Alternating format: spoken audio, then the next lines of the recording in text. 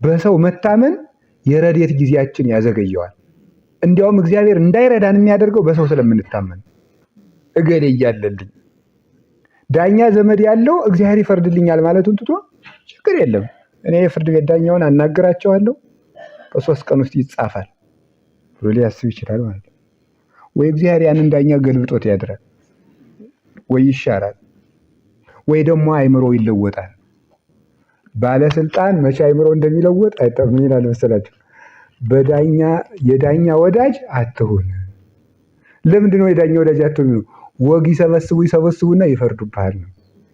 በጨዋታ እያስመሰሉ ወዳጅ አድርገው መረጃ ሰብስበው አላም ያደርጉታል፣ ይፈርዱብሃል። የዳኛ ወዳጅ አትሁን። በዳኛና በአንተ መካከል ቦታ ቢጠብቋን 1 ክንድ መሬት ተተቀመጥ፣ አብረህ አትቀመጥ። የስልጣንና የጉንዳን ትንሽ የለውም።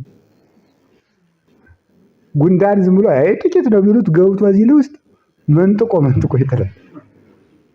የስልጣንም ትንሽ የለም፣ ይጎዳሃል። በወዳጅነት ያወጋውን ለመፍረጃ ያደርገዋል። ስለዚህ አታድርግ ነው። በሀብት ቢመኩትም ችግር ነው። በእግዚአብሔር ነው መመካት። እገሌ ይሄን ያደርግልኛል ማለታችሁን ተው።